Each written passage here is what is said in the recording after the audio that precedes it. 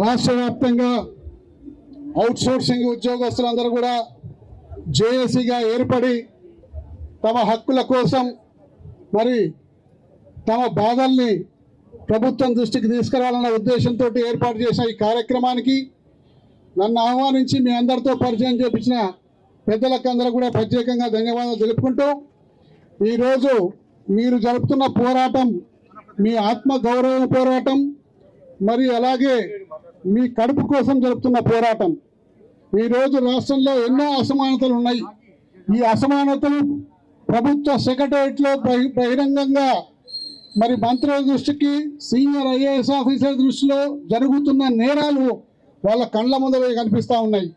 ఒక ఆఫీసులో ఒక ఉద్యోగి ఈరోజు పొద్దున ఉదయం 9 గంటల నుంచి సాయంత్రం 5 గంటల దాకా ఏదైతే పని చేస్తాడో ఆ పర్మనెంట్ ఉద్యోగికి ఒక రకమైన వేతనము, అలాగే పొద్దున 7 గంటల నుంచి రాత్రి 8 గంటల దాకా అదనంగా 4 గంటలు చేసే అవుట్సోర్స్కి మరి ఎంత వేతనం వస్తుందో సంగతి మీ అందరూ కూడా తెలిసిన విషయమే.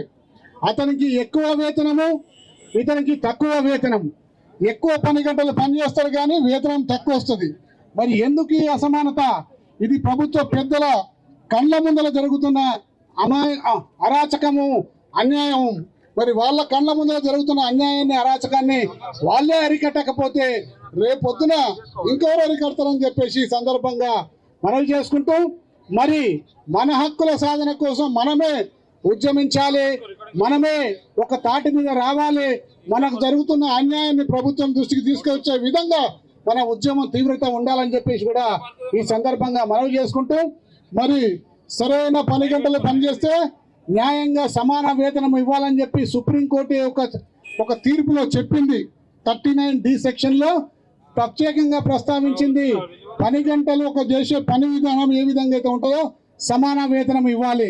అంటే ఒక యూడీసీ స్థానంలో ఉన్న యూడీసీకి ఎంత వేతనం వస్తుంది, అదే విధంగా నిర్వహిస్తున్న అవుట్ సోర్సింగ్ ఉద్యోగస్తులకి ఎంత వేతనం వస్తుంది, ఇద్దరికి సమాన వేతనం ఇవ్వాలని చెప్పి సుప్రీంకోర్టు గతంలో నిర్ణయించడం జరిగింది. మరి ఈరోజు ఆ విధంగా జరుగుతుందా? జరుగుతలేదు. మనకు ఉద్యోగ భద్రత లేదు. ఎవరైనా గట్టిగా మాట్లాడితే ఏదైనా మరి హక్కుల కోసం మాట్లాడితే ఇంతకుముందు చెప్పినట్టు రేపటి నుంచి మీరు రాకండి, రేపటి నుంచి మీ సేవలు అవసరం లేదని చెప్పేసి దూరం పెట్టే అవకాశం ఉంది.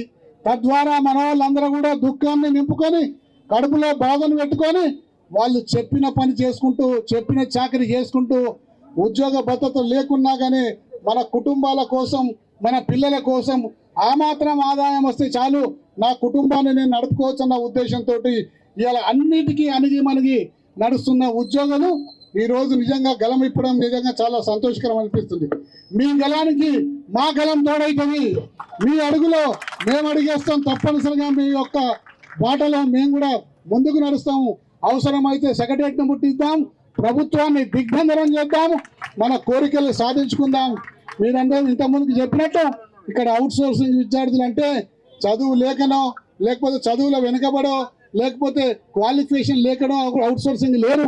మరి అవుట్ సోర్సింగ్ విద్యార్థుల్లో చేస్తున్న వాళ్ళలో చాలా మంది పోస్ట్ గ్రాడ్యుయేట్లు ఉన్నారు, మెరిట్ విద్యార్థులు ఉన్నారు.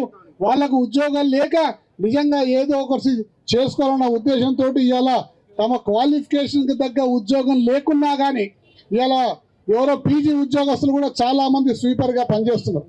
వాళ్ళ క్వాలిఫికేషన్ ఏంది పోస్ట్ గ్రాడ్యుయేట్, కానీ అటెండర్గా పనిచేస్తుండ్రు. ఎందుకు పనిచేస్తుండ్రు? ఇవాళ వాళ్ళ కుటుంబ పోషణ కోసం, కుటుంబం నడపడం కోసం ఇవాళ ఆ చిన్న స్థాయి పనిని కూడా భేషజాలు లేకుండా ఇవాళ చేసుకుంటూ ముందుకు పోతున్నారు. కాబట్టి ఇంత క్వాలిఫైడ్ పర్సన్స్కు, మరి ఇంత ఎడ్యుకేటెడ్ పర్సన్స్కు న్యాయం జరగాల్సిన అవసరం ఎంతైనా ఉన్నది. తప్పనిసరిగా బీఆర్ఎస్ పార్టీ మీకు అండగా ఉంటుంది. మీరు చేస్తున్న పోరాటంలో ముందుంటుంది. ఈ అవుట్సోర్సింగ్ విధానాన్ని ఇక్కడికి ప్రత్యేకంగా ఇప్పుడే చెప్తున్న మా పార్టీ కోరిక ఏంటంటే తప్పనిసరిగా అందరికీ పర్మనెంట్ ఉద్యోగం చేయాలి. పర్మనెంట్ ఉద్యోగస్తులకు ఇచ్చిన హక్కులని మీ అందరికి కూడా ఇవ్వాలని చెప్పేసి ఈ సందర్భంగా బీఆర్ఎస్ పార్టీ తరఫున గట్టిగా గొంతు విప్పిస్తాం. తప్పనిసరిగా రాబోయే రోజుల్లో ప్రతి ఉద్యమాన్ని ముందుకు తీసుకుపోతాము, పోరాడతాము. మీ కోరికలు సాధించే విధంగా మేమందరం కూడా ఉంటామని చెప్పేసి కూడా ఈ సందర్భంగా మనవి చేసుకుంటూ ఈ సమయాన్ని ఇచ్చిన అందరికీ కూడా ధన్యవాదాలు తెలుపుకుంటూ సెలవు తీసుకుంటాము.